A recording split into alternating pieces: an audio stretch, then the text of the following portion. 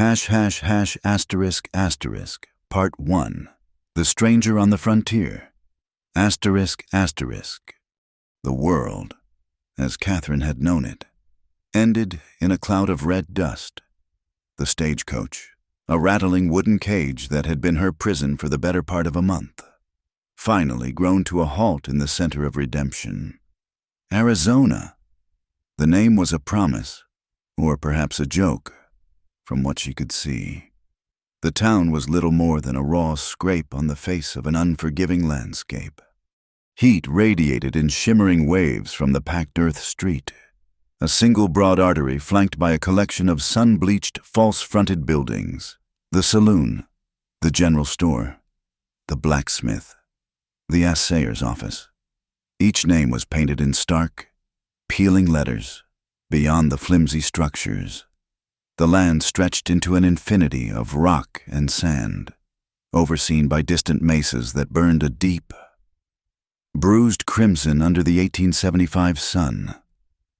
Everything was the color of dried blood and bone. As the driver threw open the door, Catherine gathered her skirts, the fine Boston broadcloth feeling absurdly out of place.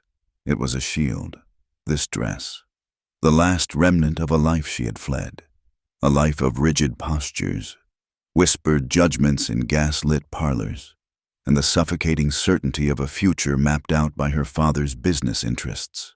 Her intended Mr. Alistair Finch had hands like damp fish and a soul the color of a winter sky. The thought of him, of that tidy, passionless existence, had been a far greater terror than the rumored savages and gunslingers of the West. So she had run. With what little inheritance her mother had left her, she had bought a ticket to the furthest point on the map, seeking not a destination, but an escape. Stepping down onto the street, the fine red dust instantly coated her polished leather boots.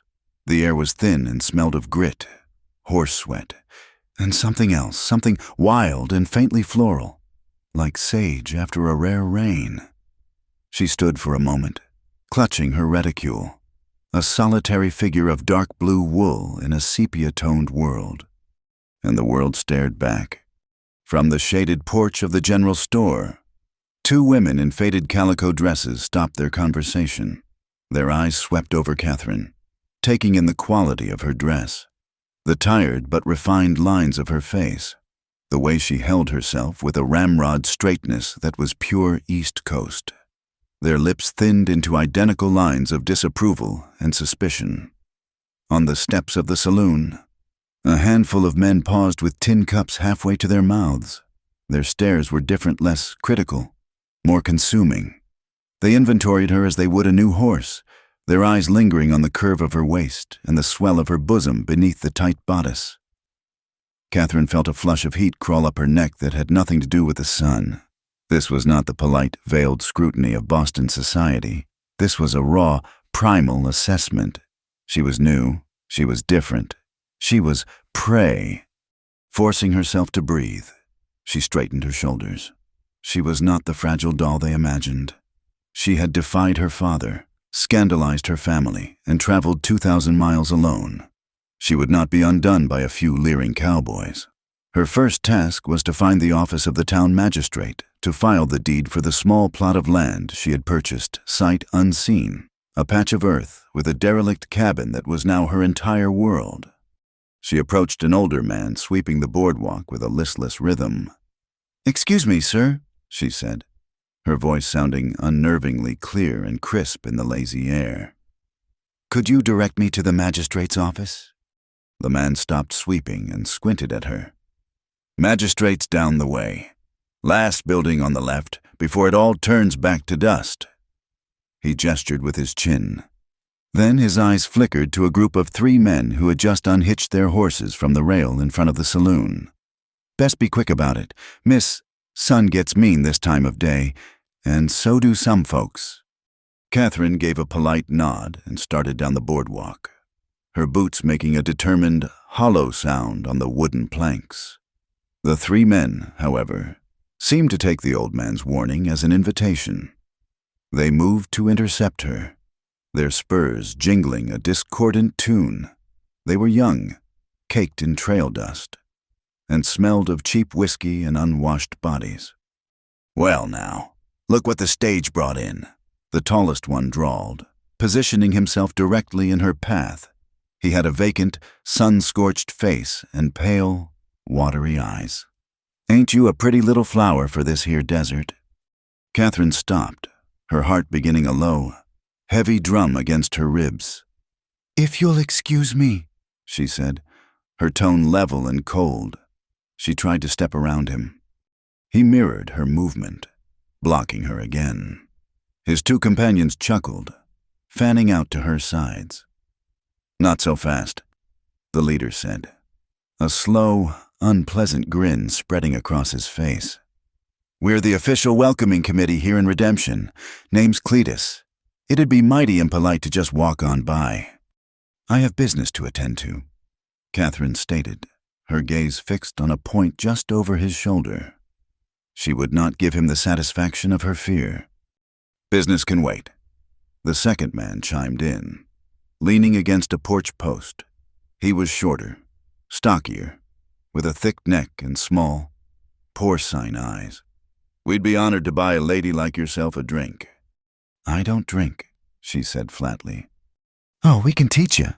Cletus grinned, and the stench of his breath washed over her. He reached out a grimy hand, as if to touch the lace at her collar. "Might could teach you a few other things, too, things they don't teach you back east." Panic, cold and sharp, lanced through her composure.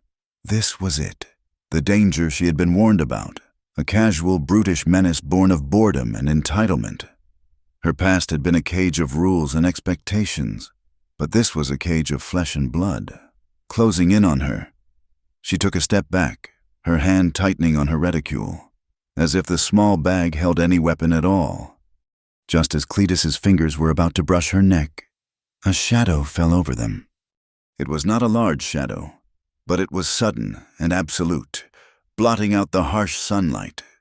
A man had moved from the deeper shade of the blacksmith's open bay, placing himself between Catherine and the men. He hadn't made a sound. One moment the street was empty behind her. The next, he was simply there.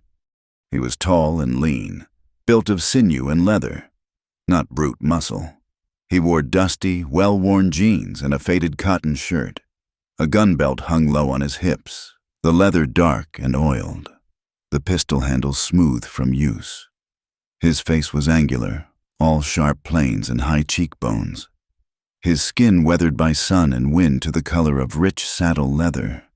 His hair was black, thick, and pulled back in a simple tie at the nape of his neck. But it was his eyes that held Catherine captive. They were dark, almost black, and seemed to absorb the light around them. They were still, watchful, and held an intelligence that was both ancient and immediate. He looked at the three men, and it was as if a hawk had descended upon a trio of squawking chickens. Cletus slowly retracted his hand. A flicker of bravado crossed his face, quickly followed by a current of unease. "This ain't your concern, Navarro," he spat, his voice losing some of its confident drawl. The man, Navarro, didn't answer immediately. His gaze drifted from Cletus to his two companions, a silent, weighty dismissal. When he finally spoke, his voice was unexpectedly low and quiet, a near whisper that carried with perfect clarity in the still air. It was a voice that seemed more suited to the rustle of leaves in a hidden canyon than the boisterous noise of a town street. "She said she has business," he stated. It was not a question or a request. It was a simple declaration of fact, and in its quietness lay an undeniable command. The stocky man shifted his weight. "We was just being friendly." Navarro's eyes narrowed almost imperceptibly. "Your kind of friendly leaves bruises," he said, his voice still a low murmur. "Move along." For a long moment, tension stretched taut as a bowstring. Cletus measured the quiet man, his gaze dropping to the worn pistol at his hip. Whatever he saw there, or perhaps what he remembered of the man's reputation, made him reconsider. With a sullen scowl, he jerked his head at his friends. "Come on, he muttered. "Let's get a real drink. This one's probably too high and mighty for us anyway." He shot Catherine a look of pure venom before turning and stomping back toward the saloon, his companions trailing in his wake like scolded dogs. The sudden silence was profound. The sounds of the town, the clang of the blacksmith's hammer, the distant whinny of a horse rushed back in to fill the void. Catherine found she was holding her breath and let it out in a shaky sigh. She turned to the stranger who still stood before her, a silent guardian. "Thank you," she said, her voice trembling slightly despite her best efforts. He finally looked at her, and for the first time she felt the full, unnerving force of his gaze. It was not like the leering stares of the other men. His was an inspection, deep and discerning, as if he were reading the story of her past and the uncertainty of her future in the lines of her face. He saw her fear, but he also seemed to see the steel beneath it. There was no judgment in his eyes, only a quiet, unnerving comprehension. A faint, intricate pattern of scars, thin white lines, traced a map near his left temple, disappearing into his hairline. "They're fools," he said, his voice the soft rumble of distant thunder. "But even fools can be dangerous." He gave a slight nod toward the end of the street. "Magistrate's office is that way. He's a fair man for a man who sits behind a desk." With that, he turned, and with the same silent grace with which he'd appeared, he began to walk away, melting back toward the shadows of the blacksmith's forge. "Wait," Catherine called out, surprising herself. I don't know your name." He paused but didn't turn fully around, merely glancing back over his shoulder, a ghost of a smile. So faint it was barely there, touched the corner of his mouth. "They call me Whisper," he said, "because I don't talk much." And then he was gone, swallowed by the shadows, leaving Catherine standing alone in the stark sunlight. The heat of the street seemed to press in on her, but a different kind of warmth lingered where he had stood. As she watched him go, she heard the women on the porch begin to murmur again, their voices low and sharp. "That half-breed Navarro. Apache blood, you know. Can't trust him. Shameless, talking to him like that in the street." The words were barbs, meant to wound and to warn. Catherine looked from the disapproving faces of the women to the shadows that had claimed her rescuer. The man who had just protected her was, in their eyes, as much of an outsider as she was, perhaps more so. He was a man caught between two worlds, belonging to neither, his very existence a challenge to the town's fragile order. She finally continued toward the magistrate's office, her steps once again firm and determined. Her rigid eastern past seemed 1,000 miles and 100 years away. In its place was the raw, untamed present of redemption. It was a place of casual cruelty and unexpected kindness, of blatant prejudice and silent strength. It was terrifying, and for the first time since she'd left Boston, Catherine felt a flicker, not of fear but of a strange, exhilarating hope, the seed of change, sown in a single, shared glance on a dusty street, had already begun to take root. ****, Part 2. Stolen Glances ****. The cabin was less a home and more a suggestion of one. It stood alone on a small, sun-baked patch of land a mile from the edge of town, a solitary testament to some long-forgotten hope. The timber was warped. The chinking between the logs had crumbled away in places, and the wind, a constant, mournful presence, whistled through the gaps with the sound of a lonely ghost. This was Catherine's kingdom. Every day, it presented her with a new battle in a war she was ill-equipped to fight. Her hands, once accustomed to the delicate art of embroidery and the cool ivory of piano keys, were now raw and blistered.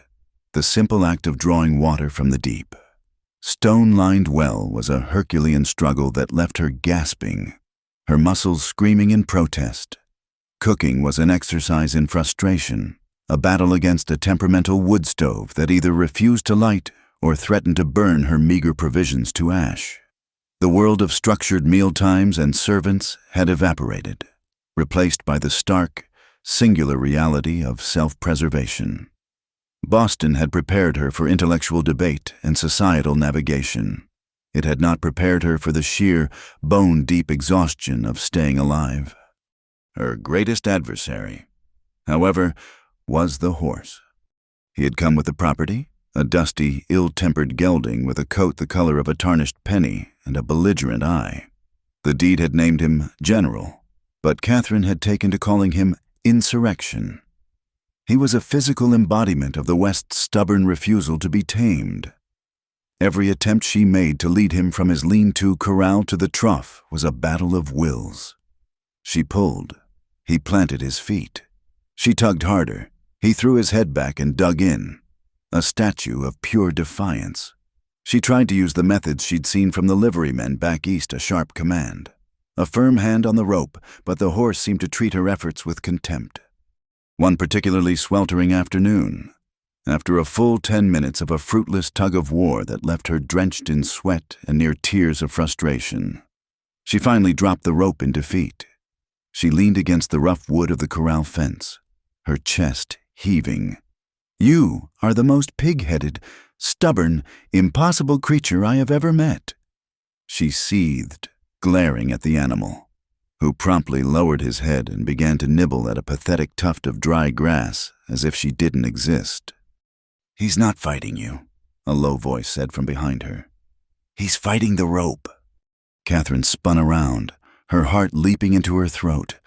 Whisper stood just a few yards away, leaning against a gnarled mesquite tree. He moved with such profound silence it was as if the earth itself had produced him. He wore the same dusty clothes as before, a slight breeze tugging at his dark hair. His expression was unreadable, his dark eyes fixed on the horse. I didn't hear you approach," she stammered, feeling a flush of embarrassment at being seen in such a state of disheveled failure. "Most people don't," he said simply, his gaze not leaving the corral. "You hold the rope like it's an enemy you have to conquer. He feels that. To him. You're a predator, and he's bracing for a fight." Catherine looked down at her hands, at the frayed hemp rope lying in the dust. "Well, how am I supposed to hold it? He won't move." "Try not asking him to," Whisper said. He pushed off from the tree and walked slowly toward the fence, his movements fluid and unthreatening. He vaulted over the top rail in a single, easy motion, landing silently in the dust of the corral. The horse, Insurrection, immediately lifted his head, his ears swiveling to track the man's approach. The animal was alert, but the defiant, braced posture was gone. Whisper didn't walk directly toward the horse. Instead, he ambled in a slow, circling path, his shoulders relaxed, his hands held loosely at his sides. He spoke to the animal in a series of low, soft clicks and murmurs, sounds that were more a part of the landscape than a human language. He picked up the rope, but he didn't pull it taut. He held it with a delicate loop, as if it weighed nothing at all. "You're trying to force his body," Whisper said, his voice quiet, meant for both Catherine and the horse. "But you have to convince his mind. Show him there's no danger, no fight." He took a slow step, the rope still slack. The horse hesitated, then took a step with him. Whisper took another, and so did the horse. Within moments, he was leading the gelding in a calm, easy circle, the rope draped between them like a forgotten piece of thread. He brought the horse to a stop in front of Catherine, who stared, dumbfounded. "How did you do that?" "I listened to what he was telling me," Whisper said, stroking the horse's dusty neck. The animal, which had flinched from her own touch, leaned into his hand. "He was telling you he was afraid. You just weren't listening." He handed the rope to her. His fingers brushed against hers for a fleeting second, his skin calloused and warm.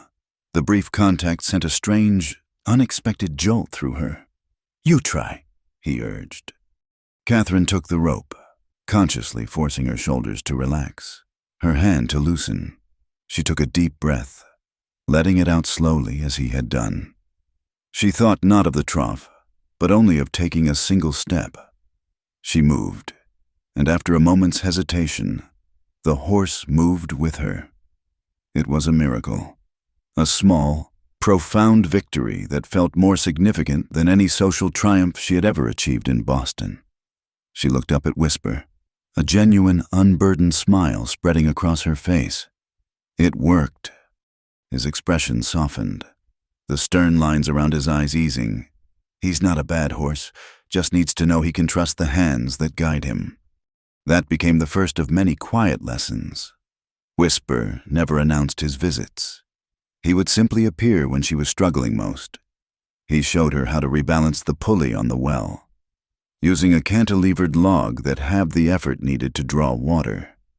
He taught her how to read the sky for the signs of a coming dust storm, and which plants to gather for a tea that soothed an aching back.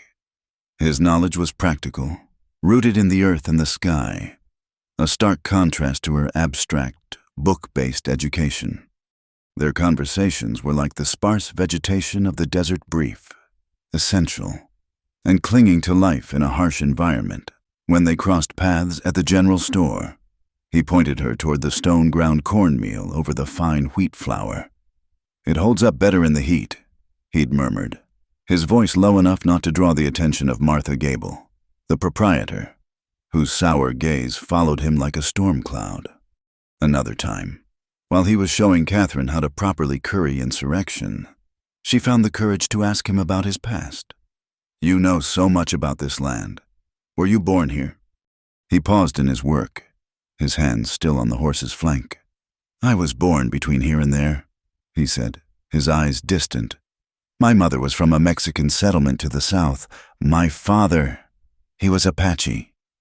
He said the word without shame or pride, stating it as a fact, like the color of the sky. "I worked as a scout for the army for a time, learned to track men as well as I tracked deer, but I found I liked the company of deer better." In turn, Catherine spoke of her own confinement, not of plains and mountains, but of corsets and expectations.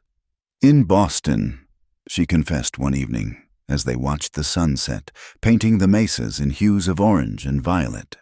"The silences are the loudest things. Everyone is watching, waiting for you to make a mistake, a word out of place, a ribbon untied. It's a different kind of danger." "A cage is a cage," he'd replied, his gaze on the horizon, "whether the bars are made of iron or of whispers." In that, they found their common ground. Both were exiles, living on the fringes. He, an outcast because of his blood. She, an outcast by her choice. They were two lonely souls who understood the language of isolation. The town, however, spoke a different language entirely. Redemption was a place that thrived on speculation, and the quiet meetings at Catherine's cabin did not go unnoticed.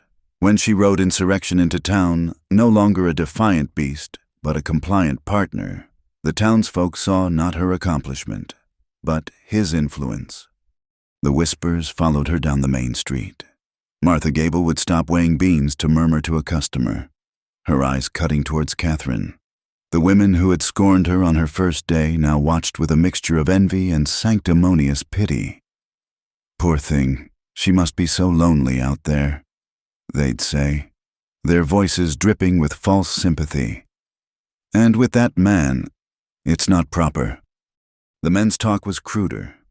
Cletus and his friends, loitering outside the saloon, would make comments just loud enough for her to hear. "Looks like the Apache's tamed more than just her horse. Wonder what kind of lessons he's given her out there at night." The gossip was a noxious cloud, clinging to her, trying to soil the one genuine connection she had found in this wilderness. It was the very thing she had fled Boston to escape the judgment, the prying eyes, the attempts by others to define her life. She tried to ignore it, to hold her head high as Whisper did, wrapping his silence around him like a protective cloak. But the loneliness of her cabin felt deeper after a trip into town, the silence of the night more profound. One evening, as twilight bled across the desert floor. Whisper helped her secure a loose shutter on the cabin window. The work was done, but he lingered, watching the last sliver of sun disappear. "You should be more careful," he said, not looking at her. "Coming to see me? I'm not the one they talk about." Catherine countered softly, "Not with the same poison." "They see you with me," he said, his voice flat. "That's enough. In this town, a woman's reputation is all she has." "My reputation was ruined the moment I stepped on a stagecoach bound for nowhere," she replied, a hint of defiance in her tone. She looked at his profile, silhouetted against the deepening purple of the sky. "Besides, I've found I care less for the opinions of people who would have watched me be accosted in the street, and more for the man who stopped it." He finally turned to look at her, and in the dim light, his dark eyes held a deep, troubled gravity. He saw her, truly saw her, the strength she was trying so desperately to forge, the vulnerability she tried so hard to hide. It was a look of profound, unsettling recognition. A silent acknowledgement of the dangerous, invisible thread that was now woven between them. He gave a slow, somber nod, and then, without another word, he melted back into the gathering darkness, leaving Catherine alone with the echo of his warning and the defiant, fluttering hope in her own heart. ###**, Part 3. The Storm and the Confession, ***. The day died strangely. The relentless blue sky of Arizona had been bleached to a pale, sickly yellow, and the air grew heavy and still. A suffocating pressure settled over the land, silencing the birds and making the very dust lie dormant on the ground. Catherine felt it as a prickling on her skin, an uneasy hum in the base of her skull. Even insurrection was on edge, his ears twitching, his eyes wide as he stood restlessly in his corral.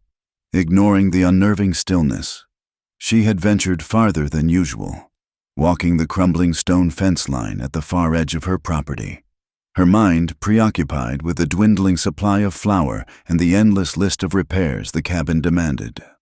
The change, when it came, was terrifyingly sudden. The western horizon, a moment before a hazy line of purple mesas, was now a wall of bruised, roiling black.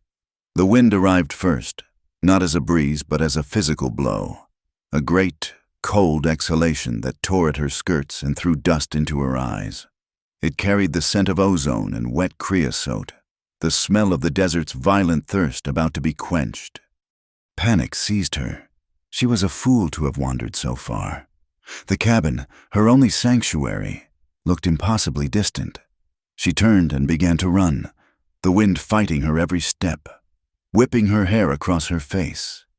The first drops of rain fell, not as a gentle shower, but as thick, cold pellets that struck her like thrown stones. Within seconds, the drizzle became a deluge, a blinding sheet of water that turned the world into a churning gray chaos. Lightning spiderwebbed across the sky, followed by a crack of thunder so immense it seemed to shake the foundations of the earth. She stumbled, her leather boots slipping in the instantly formed mud. Disoriented and soaked to the bone, she could barely see a few feet in front of her. Fear, cold and absolute, began to close in. This was how the West swallowed people, not with guns or bandits, but with a casual, indifferent fury. A storm that could erase a life as easily as it washed away a footprint. Catherine. His voice cut through the roar of the wind, a low, urgent sound that was almost swept away but was too clear to be an illusion. A figure emerged from the deluge, moving with a steady, relentless purpose. It was Whisper. He was drenched, his black hair plastered to his skull, but he moved as if the storm were a mere inconvenience. He reached her side, his hand closing around her upper arm. His grip was firm, grounding. "This way, there's a line shack not far from here," he shouted over the din. He didn't wait for an answer, simply turned and pulled her along with him. Catherine abandoned all thought and simply followed. trusting his shadow in the maelstrom. He led her not toward her cabin, but away, toward a small rise of rock she hadn't even noticed. Tucked into an overhang was a small, dilapidated structure, barely more than a hut, built of rock and weathered timber. He shoved the groaning door open and pushed her inside, following and slamming it shut against the howling gale. For a moment, they stood in near total darkness, their ragged breaths and the roar of the storm outside the only sounds. The inside of the shack was a single small room, smelling of dust, old leather, and rain. As her eyes adjusted, she could make out the shapes of a broken saddle tree in one corner and a simple, rough-hewn cot against the far wall. Without a word, Whisper moved to a small shelf. She heard the scrape of a match, and then a soft, golden light bloomed as he lit an old, smoke-stained lantern. The flickering glow pushed the shadows into the corners, creating a small, intimate circle of light. In that glow, she saw him clearly. Water streamed from his hair and ran in rivulets down his face. His shirt was soaked through, clinging to the lean, hard lines of his chest and shoulders. Her own condition was no better. She was shivering uncontrollably, her teeth chattering. Her wet dress felt as heavy as lead. Whisper turned, his dark eyes taking in her state. He moved to the cot, pulling a coarse, moth-eaten wool blanket from it. "Get out of that dress," he said, his voice quiet but firm. "You'll catch your death." He held the blanket out but kept his gaze averted, a gesture of respect so profound it almost made her weep. In Boston, such a suggestion would have been a scandal of unimaginable proportions.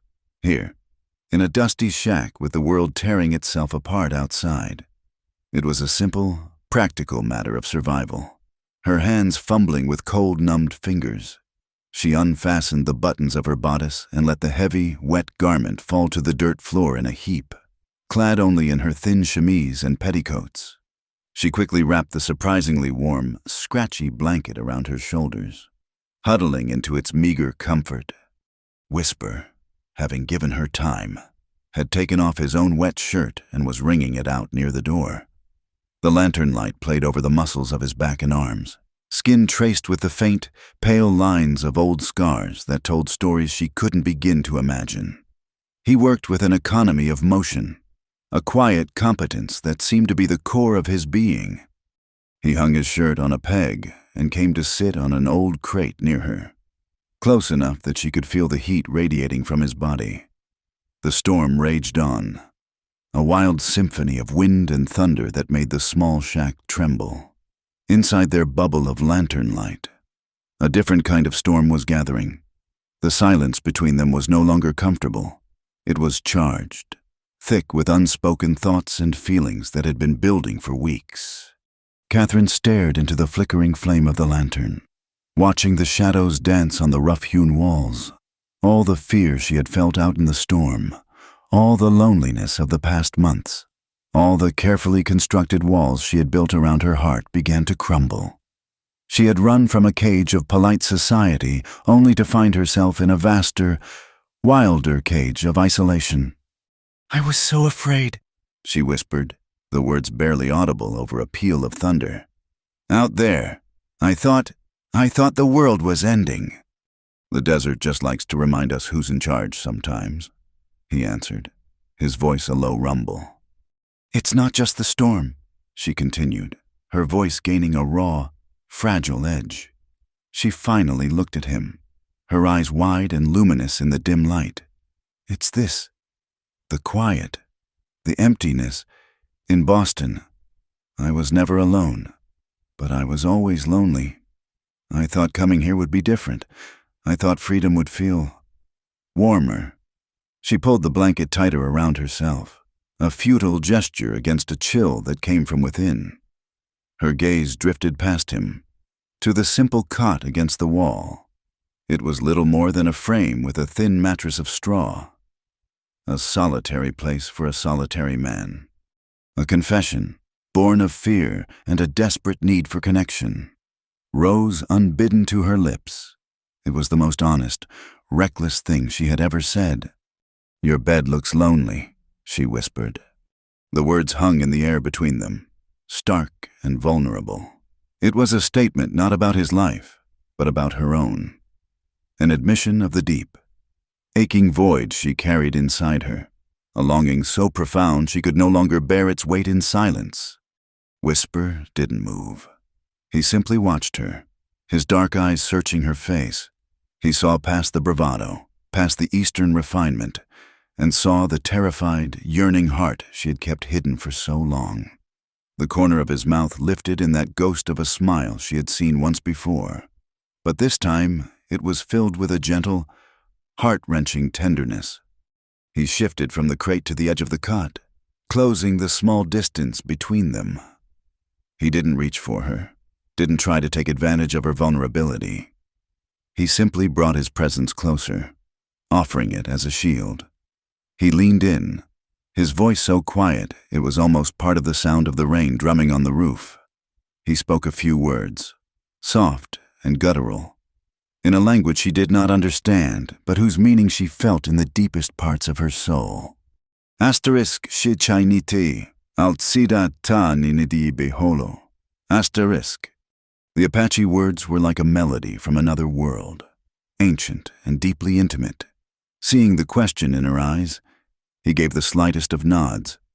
"It has waited only for you from this night," he translated, his voice a soft whisper that brushed against her ear. It was not a proposition. It was an answer, a promise, a recognition of her loneliness and an assurance that she was, in this moment, no longer alone. The carefully guarded dam inside her broke. A single tear traced a path down her cheek, followed by another. They were not tears of sorrow, but of a profound, shattering relief. He reached out then, his calloused fingers infinitely gentle as he brushed the tears from her cheek. His touch was warm and steady, a silent vow of protection. She leaned into his hand, a small, involuntary movement. Closing her eyes, he didn't pull away. He moved his hand to the back of her neck, his thumb stroking the sensitive skin there, sending a tremor of warmth through her entire body. He drew her forward until her forehead rested against his. She could feel his breath on her lips, smell the rain and the earth on his skin. It was a moment of impossible closeness, more intimate than any physical act. Here, in the heart of the storm, two outcasts, two lonely souls, had found a sanctuary not of wood and stone, but in each other. He wasn't taking.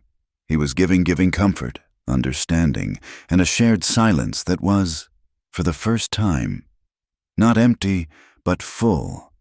The raging winds outside could not touch them.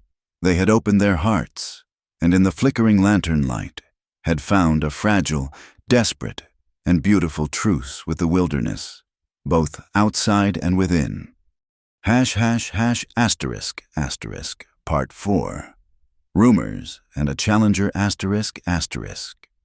The world after the storm was a place reborn. The desert air, washed clean of dust, was crisp and fragrant, and the red earth was dark and saturated with life-giving water for Catherine. Emerging from the line shack into the pale light of dawn, the world felt fundamentally altered. The silent understanding that had passed between her and Whisper in the heart of the tempest was a fragile, unspoken covenant, a secret warmth she carried within her as they parted ways with a simple, lingering look. But the storm had washed away more than just the dust.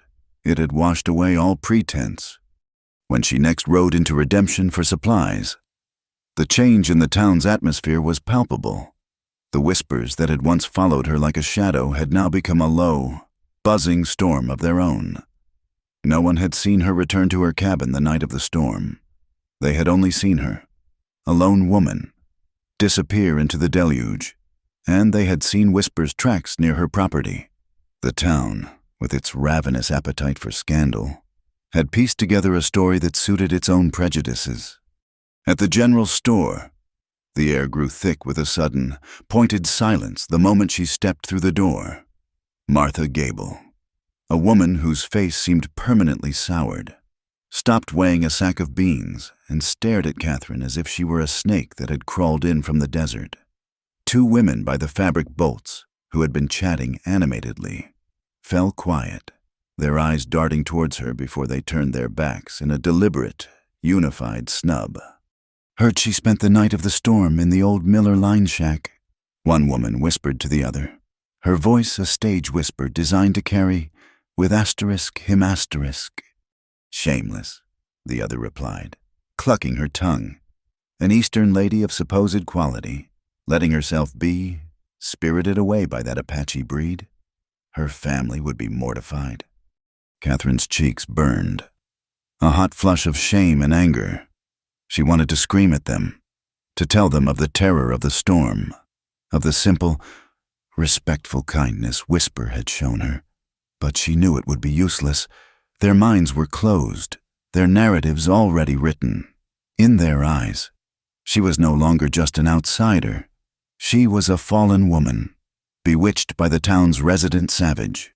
She gathered her flour and salt pork, paid Mrs. Gable in a transaction of icy silence, and fled the store, the whispers nipping at her heels. It was as she was untying insurrection's reins, her hands trembling with indignation, that a new figure entered the scene. He rode a magnificent black stallion that was the antithesis of her own scrappy gelding, its coat gleaming, its saddle a work of art in tooled leather and polished silver. The rider sat the horse with an easy, proprietary air.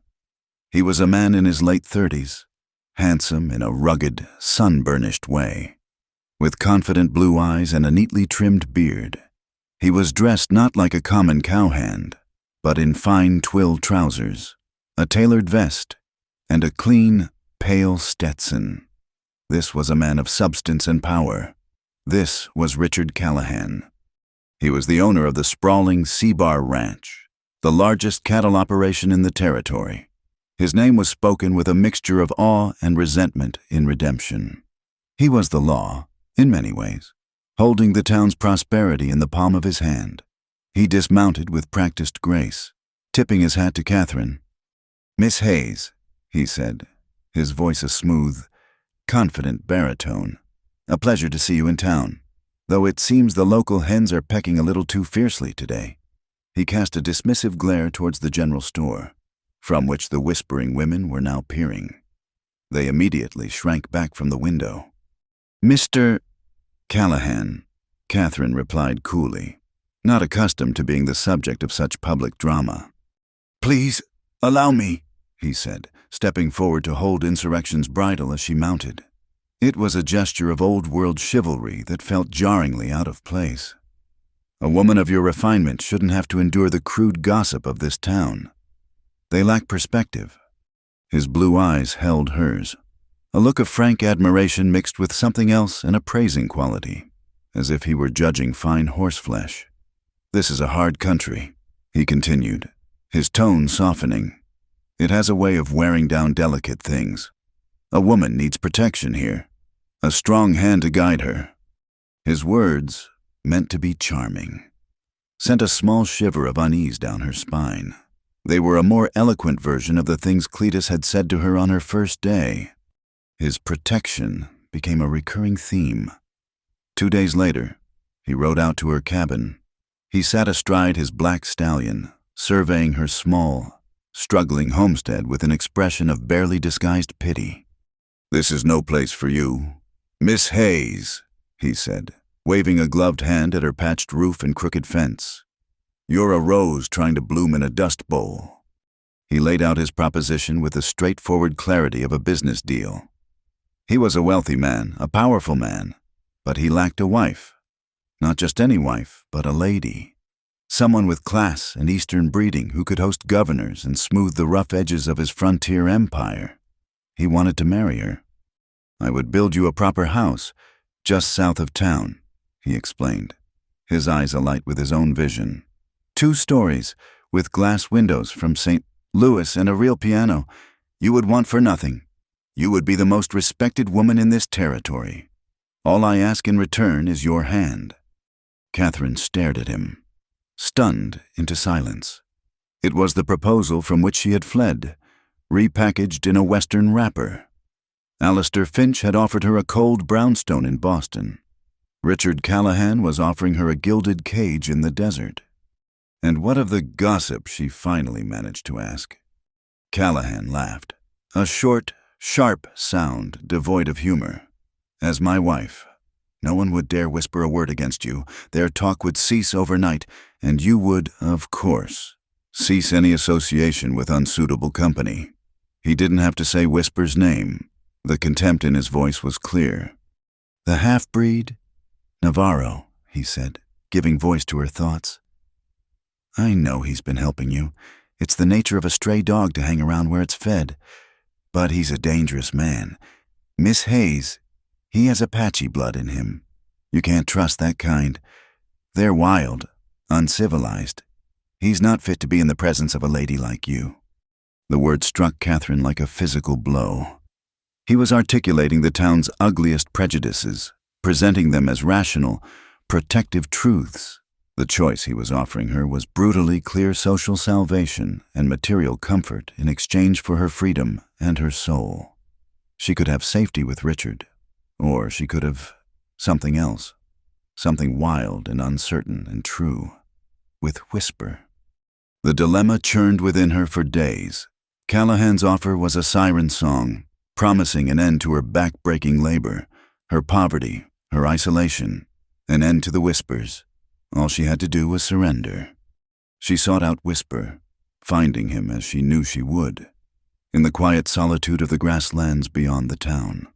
Checking the hoof of one of the mustangs he was in the process of taming, he worked with a quiet, focused intensity, his hands both strong and gentle on the nervous animal. She didn't tell him about Callahan's proposal. She couldn't bring herself to voice it. Instead, she spoke of the town, of the looks and the rumors, her voice tight with a frustration she could no longer contain. They look at me as if I've committed a terrible crime, she said, watching his hands. They've already judged and convicted us both. Whisper finished his work before he straightened up and looked at her. His face was impassive, but his eyes were dark with a deep, knowing sorrow. He had lived with that judgment his entire life. Their words are just noise, he said, like the wind. You can't stop it from blowing, but you don't have to let it knock you down. It's not that simple, she insisted, her voice rising. For you, perhaps, but for a woman alone, Mr. Callahan says I need protection. He says this land is too hard for a woman on her own. Whisper grew very still. He knew Callahan, knew the man's ambition and his ruthlessness. He understood immediately the unspoken meaning behind her words. This was his test, and Catherine found herself holding her breath, waiting for his reaction. Would he grow angry?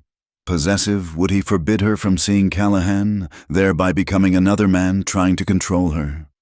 He did none of those things. He simply held her gaze, his own unwavering. Callahan can give you a big house. He can give you fancy dresses and a name that makes people bow, he said, his voice level and quiet. This life, he gestured to the vast, empty land around them, is hard. It doesn't promise anything but the sunrise. The choice has to be yours. He took a step closer, and his intensity was a palpable force. A man like Callahan thinks he can own whatever he wants, a horse, a piece of land, a wife. He thinks protection is a cage he builds around you. He shook his head slowly. That's not for me to say. A woman like you. He paused, his eyes searching hers, seeing not a fragile flower, but the resilient survivor she was becoming. She chooses for herself. The word struck her with the force of a revelation. Asterisk. She chooses for herself. In that single, simple sentence, he offered her something Richard Callahan, with all his wealth and power, never could respect. He wasn't fighting for possession of her. He was handing her the keys to her own life, acknowledging her strength and her right to decide her own fate, even if she chose a path that led away from him. Suddenly, the choice was no longer a dilemma. Callahan's offer of protection was revealed for what it was, an insult. He didn't see her. He saw a prize to be won, an ornament to be displayed. Whisper, the man the world called a savage, was the only one who had treated her as an equal. He was the only one who saw her not as a woman who needed saving, but as a woman who was capable of saving herself. She realized then that true love wasn't a safe harbor built to protect you from the storm. It was finding the one person brave enough to stand with you in the wind, trusting that you were strong enough to withstand it. The whispers of the town faded, their power gone. The social battle lines had been drawn, and with a quiet, unshakable certainty, Catherine Hayes finally knew which side she was on. ###***, Part 5. Scars of the Past ****. Catherine delivered her refusal to Richard Callahan on the porch of the general store. In the full light of day, she chose the public setting deliberately, hoping it would afford her a measure of protection. Her words were polite, couched in the formal language of her upbringing, but her meaning was unequivocal. She thanked him for his most generous offer, but she was not seeking a husband. Callahan's smile did not falter, but a coldness crept into his blue eyes, like a sheet of ice forming over a winter lake. He did not accept her rejection. He treated it as a charming, temporary folly. "A woman of spirit," he said, his voice loud enough for the ever-present onlookers to hear. "I admire that. But spirit alone doesn't mend a roof or keep the wolves from the door.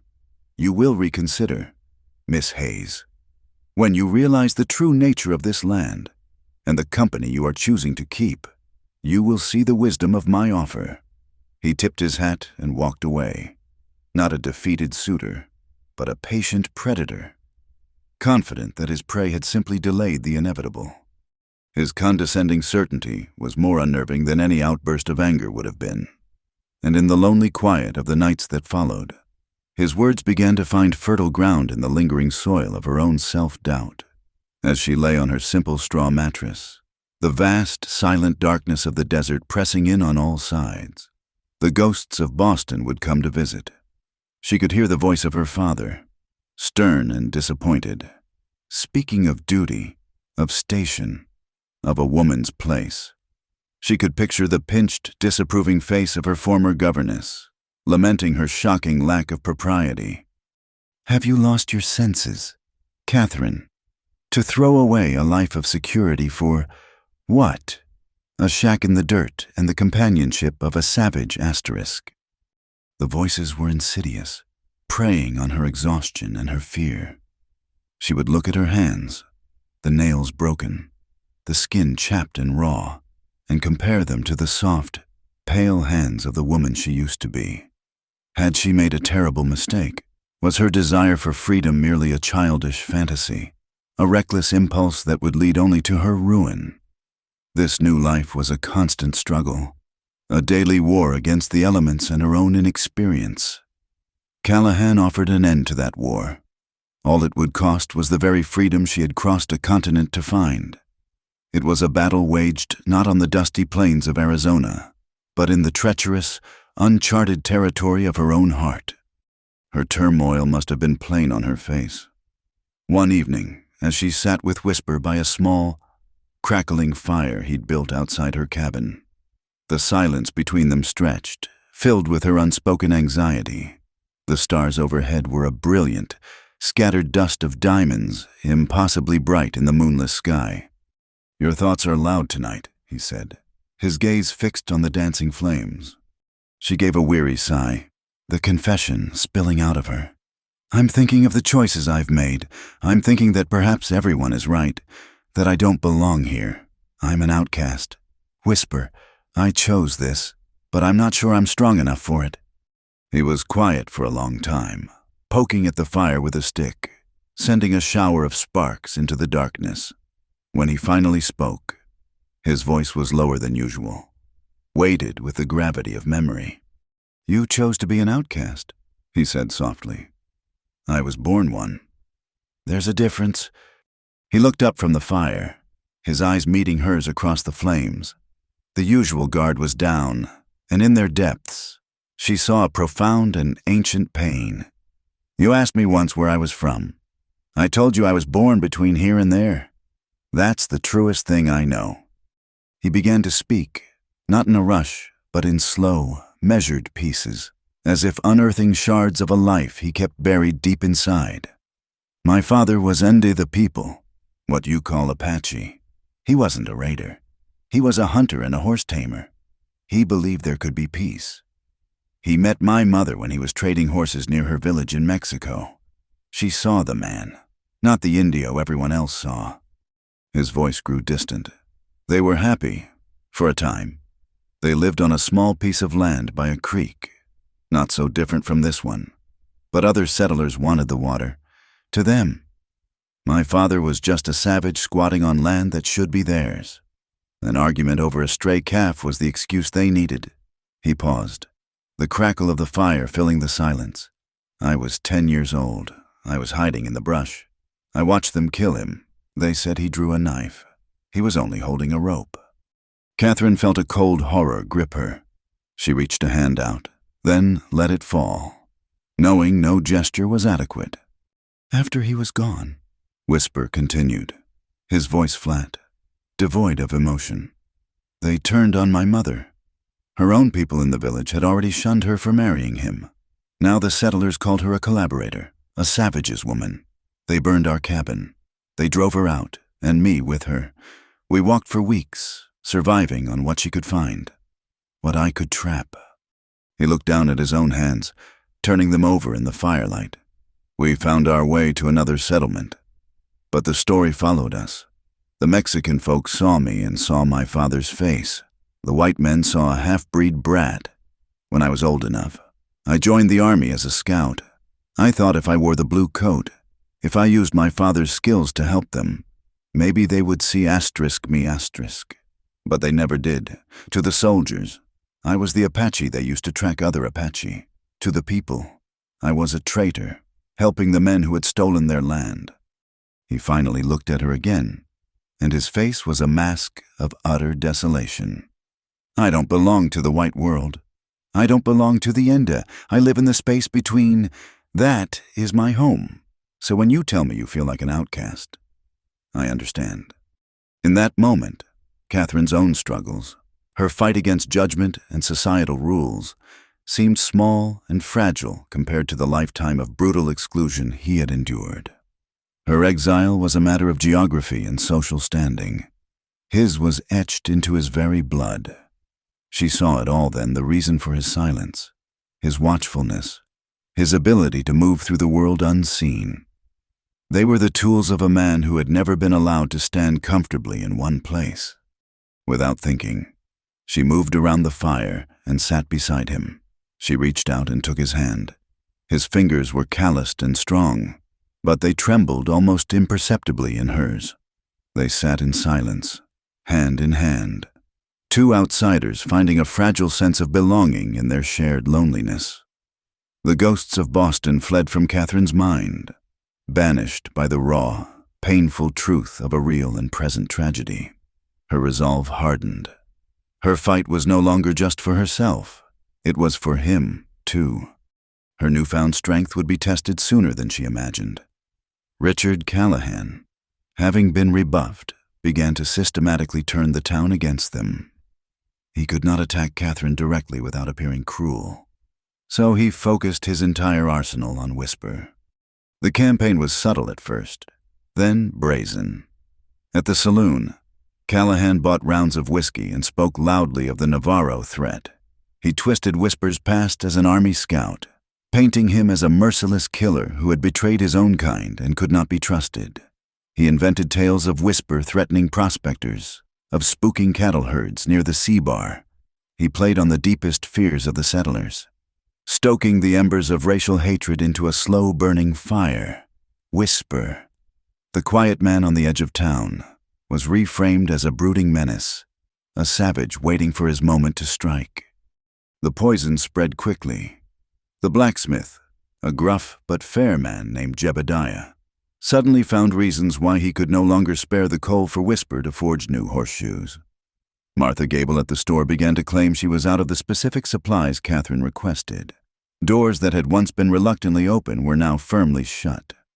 Callahan escalated his efforts, Confronting Catherine one afternoon as she was leaving the stables, his gentlemanly facade had vanished, replaced by a cold, menacing authority. "I warned you, Miss Hayes," he said, his voice low and hard as he blocked her path. "This town is on edge. They're starting to see Navarro for the danger he is." "A man like that is a powder keg. By associating with him, you're putting yourself and this entire town at risk for your own safety. I must insist you cease all contact with him. You are the one creating the danger." "Mr. Callahan," Catherine retorted, her voice shaking but defiant. "You are spreading lies." "Lies," Callahan gave a cold smile. "I am speaking the truth about his nature, and the people are listening. End this foolishness now. Come to me. I am the only one who can protect you from the storm that's coming. A storm, I promise you, I will not be able to control if you continue on this reckless path." It was a threat, clear and unambiguous. He was creating the disease and presenting himself as the only cure. He was using his power to isolate them, to starve them out, to make their life so unbearable that she would have no choice but to crawl to him for salvation. She looked into his cold, possessive eyes and saw the true face of the wilderness she had to fear. It was not in the storms or the snakes, but in the heart of a civilized man bent on getting what he wanted. She turned her back on him and walked away. Every step a declaration of war. ###***, Part 6. Blood on the Plains, ****. Richard Callahan, having failed to conquer Catherine with persuasion, decided to conquer her with fear. He set his trap with the chilling precision of a man who believed the world was his to manipulate. Under the cover of a moonless night, 3 of his ranch hands, led by the ever-eager Cletus, drove a dozen C-bar steers onto the sparse grasslands where Whisper grazed his mustangs. They used a running iron to crudely mark 2 of the steers with a symbol resembling the simple glyph Whisper used on his saddle, a mark of a crescent moon and a star. Their final act was the most depraved. They took one of Callahan's own men, a gullible young drover named Silas who had questioned the scheme, and ended his life with a single, brutal blow to the head. They left his body near the agitated, stolen cattle, his pockets turned inside out to make it look like a robbery gone wrong. The stage was set. Callahan discovered the scene shortly after dawn. He rode into redemption like a vengeful god, his face a mask of performative grief and rage. He hauled the dead man's body into the center of town and laid it in the dust for all to see. "This is the work of Miguel Navarro," he boomed, his voice echoing off the false-fronted buildings. "He's rustling my cattle, and now he's turned to murder. That savage has finally shown his true colors. Are we going to let him pick us off one by one?" He didn't need to say more. The seeds of fear and hatred he had so carefully planted now bore their bitter fruit. The town, simmering with a resentment fanned by Callahan's whispers, erupted. Men poured out of the saloon and the blacksmith shop. Grabbing rifles and ropes, a posse formed in minutes, a wave of righteous fury with Callahan at its head. From the window of her cabin, Catherine saw the cloud of dust rising from the town and the glint of sun on rifle barrels. A cold dread, sharp and certain, seized her. They were going for him. She threw a saddle on insurrection, her movements frantic, and rode hard, not toward the posse, but on a parallel path, hoping to warn him. She was too late. By the time she reached the ridge overlooking his camp, the posse had already descended. It was not an arrest. It was an assault. Whisper, caught by surprise, was overwhelmed by a dozen men. He fought with a desperate, fluid grace, moving like a cornered panther, but he was one against many. Catherine watched in horror as they swarmed him, the dull, sickening thud of fists and rifle butts carrying on the wind. They beat him to the ground, bound his hands, and hauled his limp body onto the back of a horse. They left him there, a broken figure being led to a foregone conclusion. By the time they dragged him back to town, Whisper was barely conscious, his face a swollen mask of blood and bruises. They threw him not into the magistrate's small office, but into a locked storage room behind the saloon Callahan's saloon, where Callahan's justice would be dispensed. The trial began an hour later. The saloon was packed, the air thick with the smell of whiskey and mob sweat. Callahan stood before the crowd, placing the faked branding iron and Silas's empty wallet on a table. He recounted his fabricated story with the passion of a master orator, his voice ringing with false sorrow for his fallen man and righteous fury for the crime. "This half-breed has lived among us like a wolf in the fold," he declared, his arm outstretched towards the door where Whisper was being held. "He has preyed on our livestock, and now he preys on our people. The law of the territory is clear on rustling and murder. The only sentence is a rope, and the only time is now." A roar of approval went up from the crowd. The magistrate, a small, balding man named Elias Thorne, tried to interject. "Richard, this is not the way he deserves a proper hearing. A circuit judge." "We are the judges here," Elias Cletus shouted, cutting him off, and the mob roared its agreement. The verdict was in, the sentence was passed. All that remained was the execution. It was at that moment that the saloon doors burst open. Catherine stood silhouetted against the harsh afternoon light, her face pale, but her eyes blazing with a fire that made the most hardened men in the room flinch. The timid woman from Boston was gone, replaced by a Valkyrie of pure, cold rage. She strode into the center of the room, her gaze locking onto Richard Callahan. The room fell into a stunned silence. "You are a liar," she said, her voice not loud, but carrying to every corner of the room with a diamond-hard clarity. Callahan's face tightened. "Miss Hayes, this is no place for a lady. This is men's business. Justice is being done." "This is not justice," she shot back, taking another step forward. "This is murder, orchestrated by you. You speak of a timeline. At the time Silas was supposedly killed, Miguel Navarro was with me, at my cabin. He was helping me reset a fence post your own men knocked down 2 nights ago." A murmur went through the crowd.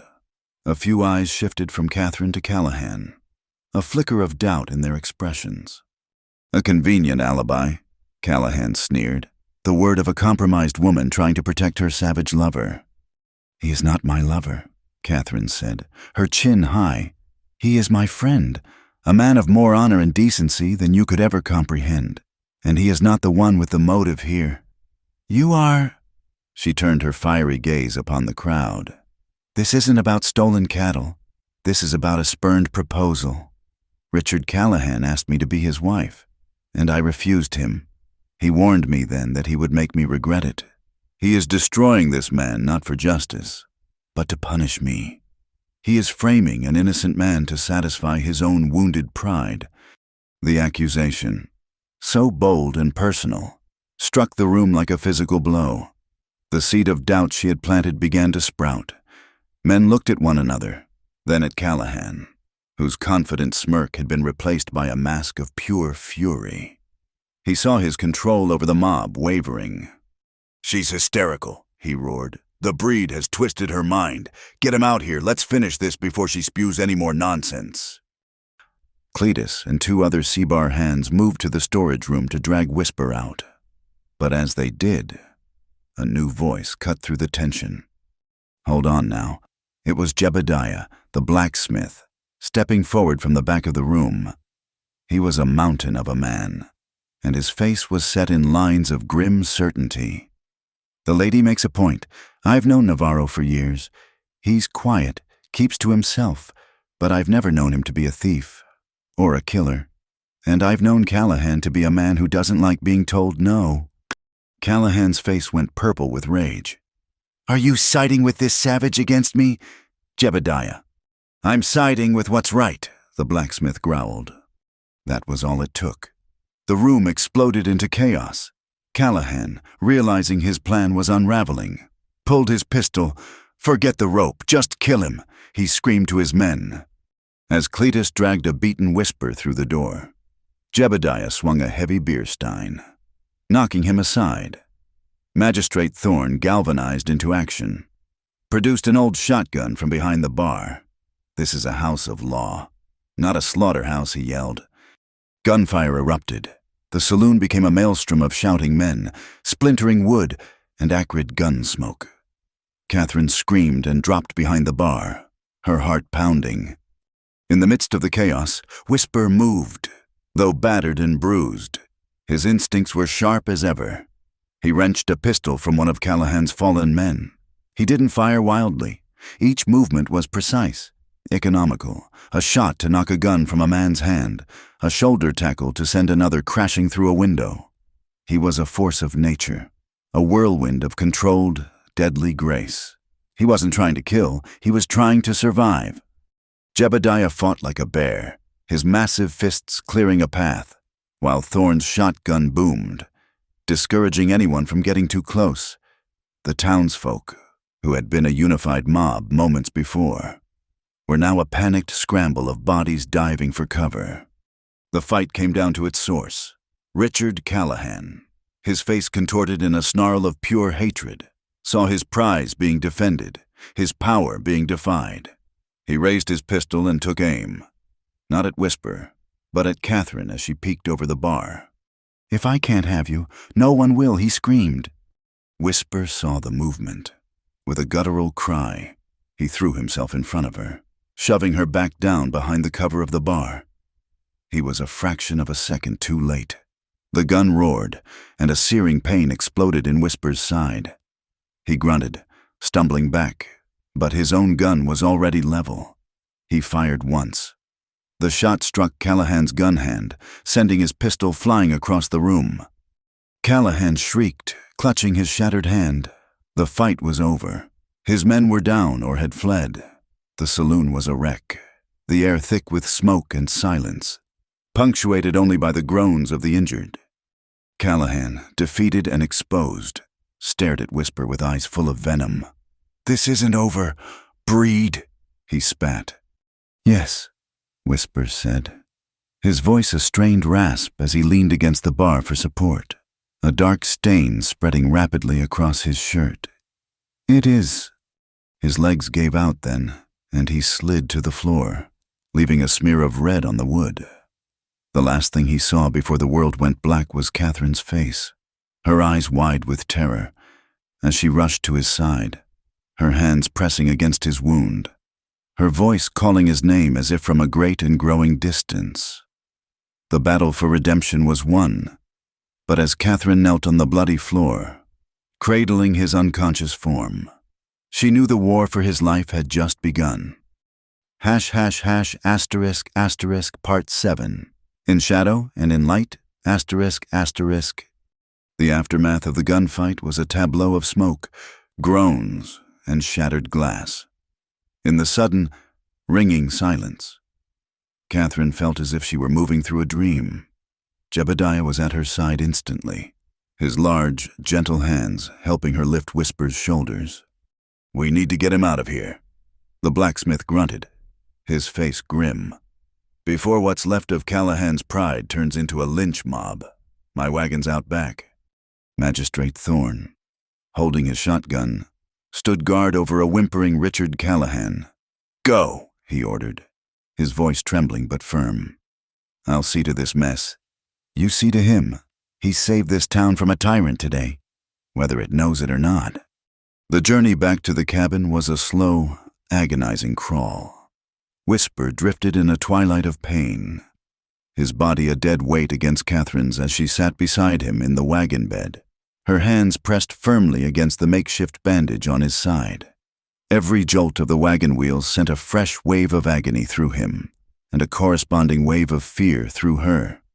The setting sun bled across the horizon, painting the landscape in the same violent crimson as the rags she used to stanch his wound. Once inside the cabin, the true fight began. Jebediah helped her get him onto her narrow bed, his strength a vital anchor in her sea of panic. Callahan's bullet had torn through flesh and muscle in his side, a ragged, ugly wound that was bleeding sluggishly. "The bullet went clean through," Jebediah said, his voice a low rumble of relief after a careful examination. "That's the good Lord's only mercy in this, but the risk now is fever. Keep it clean, keep him warm, and pray. He left her with a bottle of carbolic acid, fresh bandages from his own stores, and a look of profound, worried respect. Then she was alone with him, in the encroaching darkness. The only sound the ragged whisper of his breathing. The woman who had once fainted at the sight of a pricked finger was gone. In her place was a woman forged in the crucible of that bloody saloon floor. With a steady hand, Catherine lit every lantern and candle she owned. Banishing the shadows, she heated water, her movements economical and precise. She cleaned the wound with a tenderness that was almost reverent, her touch light on his fevered skin. For 3 days and 3 nights, she was a sentinel. The world shrank to the 4 walls of her cabin, to the rhythm of his breathing. She spooned water and thin broth between his cracked lips, bathed his face with cool cloths, and changed his bandages. She sat by his bed, watching the rise and fall of his chest, her hand often resting on his forearm, as if her touch alone could tether his spirit to the world. He was lost in a fever dream, a landscape of pain and memory. He thrashed against unseen enemies, his limbs flailing. He spoke in whispers, a broken jumble of Spanish, English, and the soft, guttural sounds of the Enda tongue. He called out names she didn't know, a woman named Isabella *, a man named Taza *. He called for his father. Through it all, Catherine was there. She would murmur to him, her voice a low, soothing current, telling him he was safe, that he was not alone. When the nightmares came, she would hold his hand, her grip firm, a steady anchor in his storm-tossed mind. On the 4th morning, the fever broke. She awoke in her chair to find him watching her, his dark eyes clear and lucid for the first time. The swelling on his face had gone down, revealing the familiar sharp planes and the intricate map of old scars. He looked exhausted, diminished, but he was himself. "You're a stubborn ghost," she whispered, a tear of pure relief tracing a path through the grime on her cheek. A faint smile touched his lips. "Had to see if you were still here," he rasped, his voice rough from disuse. In the days that followed, a new intimacy grew between them, born of profound vulnerability and unwavering care. The roles were reversed. He, the strong, silent protector, was now dependent on her for everything. She, the fragile Eastern lady, was now his strength. She helped him sit up, changed his bandages with a practiced, gentle efficiency, and cooked him nourishing stews, her hands no longer clumsy but capable. He watched her move about the small cabin, a quiet wonder in his eyes. He saw the strength in her that he had always known was there, now brought to the surface. He saw the raw, chapped skin of her hands and knew that every blister was a testament to her will to survive. He, who had spent his life belonging nowhere, felt the strange, unsettling sensation of being cared for, of being claimed. 1 week after the fight, a gentle rain began to fall, tapping softly on the roof of the cabin. It was a cleansing sound, washing away the dust and the blood. Whisper was sitting up in bed, propped against pillows, his side bandaged but the worst of the pain having subsided into a dull ache. Catherine sat in her chair, mending his torn shirt, her needle moving with a steady rhythm. The lantern cast a warm, golden glow over the small room. The quiet was no longer empty. It was full, peaceful, a shared space of deep contentment. She finished her mending and set the shirt aside. She looked at him, at the man who had thrown himself in front of a bullet for her.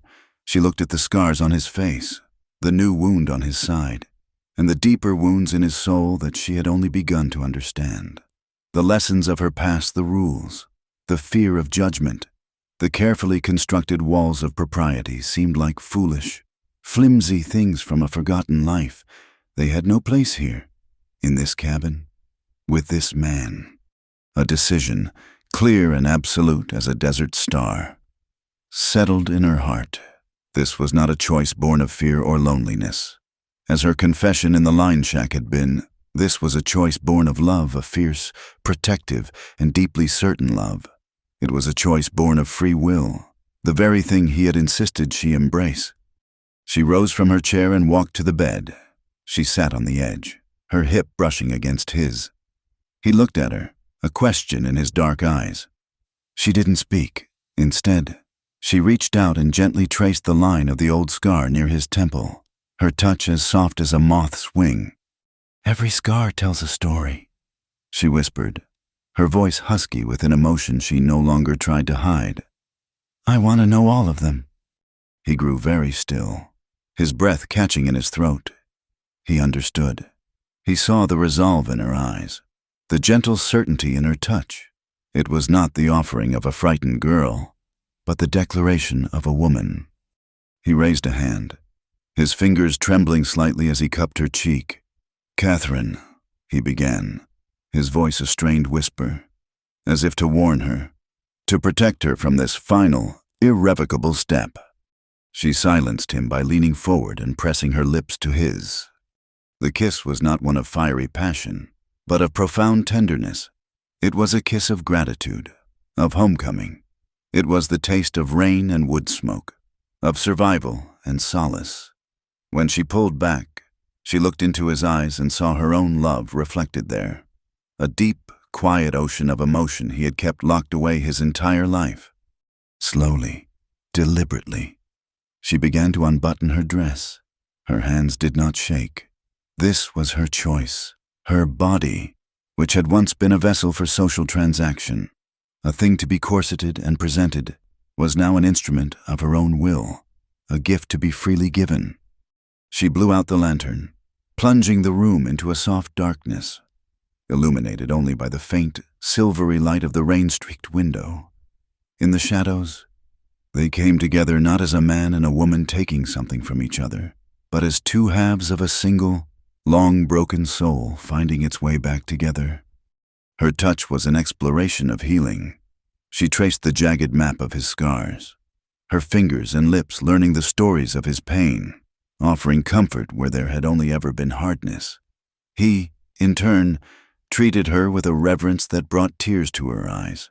His calloused hands, which had tamed wild horses and fought for his life, were now impossibly gentle, awakening parts of her she never knew existed.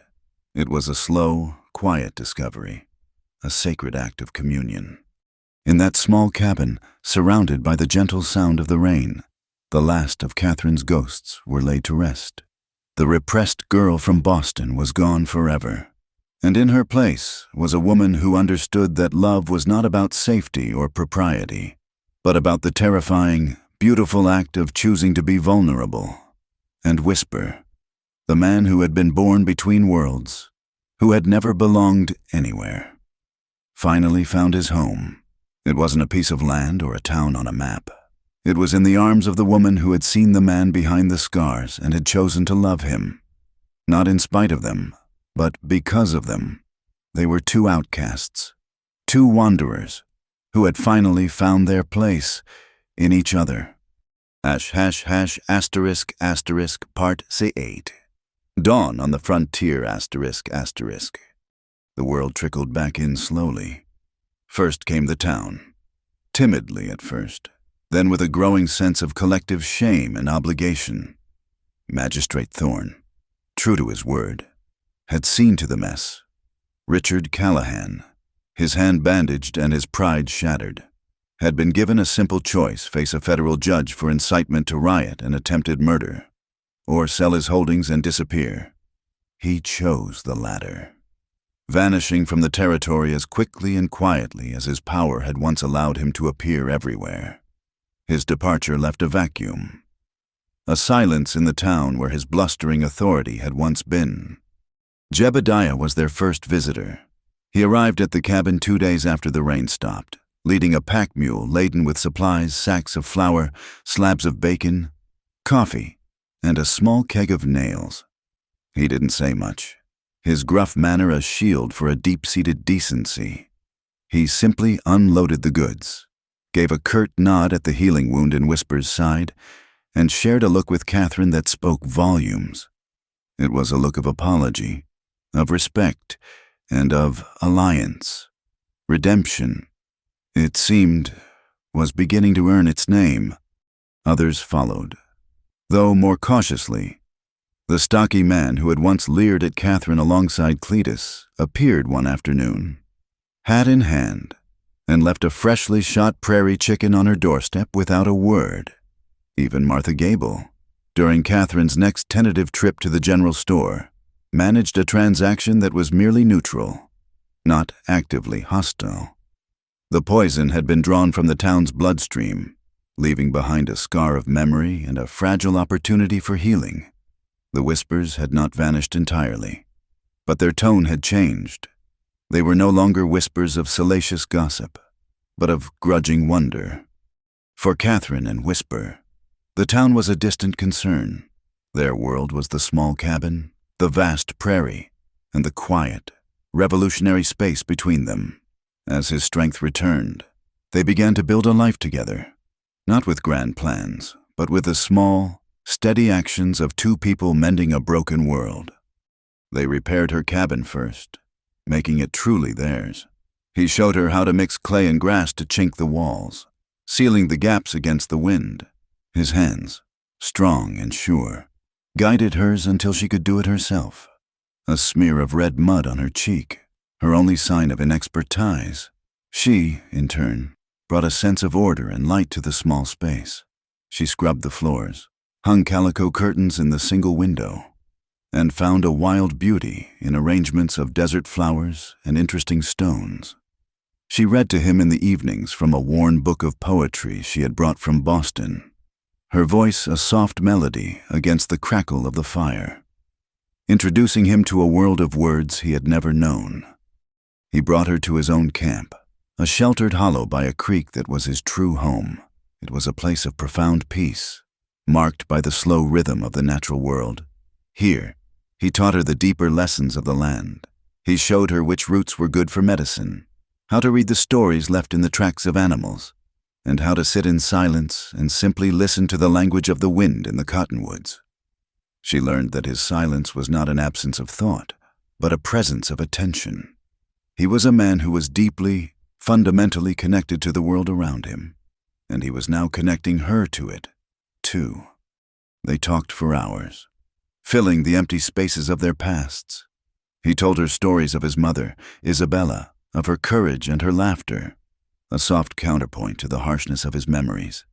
He spoke of the Ende beliefs, of Usen, the giver of life, and of a world where all things the rock, the hawk, the man were imbued with a spirit and a purpose. Catherine, in turn, spoke of Boston not with bitterness, but with a new understanding. She described the rigid beauty of a city winter, the intellectual fire of a university lecture, the complex dance of a society she had fled but which had, for better or worse, shaped her. She spoke of her own mother, a gentle, artistic soul who had wilted in the sterile environment of her marriage, and how, in coming west, Catherine felt she was living the life her mother had only dreamed of. In sharing their broken pieces, they became whole. The lonely woman who had sought freedom found it not in a place, but in a person. The lonely man who had never belonged anywhere found his home not in a patch of earth, but in a shared heart. The prejudice of the world had not vanished. When they rode into town together for the first time, some people still stared. A few of the more pious women still crossed the street to avoid them. But there were other looks now, too. Nods of greeting from men who had been in the saloon that day. A small, hesitant smile from a child. They did not ride in defiance, but with a quiet, unshakable dignity. They were no longer two separate outcasts, but a single, undeniable fact. Their love, forged in violence and tempered in kindness, had become a landmark in the moral geography of the town. One morning, just before the turn of the season, they rose before the sun. The air was cool and carried the promise of the coming autumn. He had healed completely, only a puckered scar on his side remaining as a testament to the battle they had won. They saddled their horses, her scrappy Insurrection and his own powerful Mustang. a creature of midnight black he called Shadow. They rode out onto the vast, open prairie, not speaking, simply moving together through the pre-dawn stillness. They crested a low rise just as the first sliver of the sun broke over the distant mesas. The light spilled across the land, a flood of liquid gold, turning the grasses to fire and the sky to a canvas of rose and violet. It was a new day, a new world. Whisper reined his horse to a stop and reached out his hand. Catherine took it, her smaller hand fitting perfectly into his calloused one, their fingers intertwined. A simple, profound gesture of connection. They sat there on their horses, hand in hand, and watched the dawn of their first day in a life they had chosen, a life they had built together from the wreckage of their pasts. The West was still wild, still dangerous, but their hearts had found a home in each other. Thank you so much for listening to our story tonight. We'd love to hear from you. So please comment below and let us know where in the world you're listening from, and share your thoughts on Catherine and Whisper's journey. Don't forget to subscribe to our channel, Wild West Tales, and give this video a like. And if you really enjoyed it, please consider hitting that hype button to help this story be heard by many more.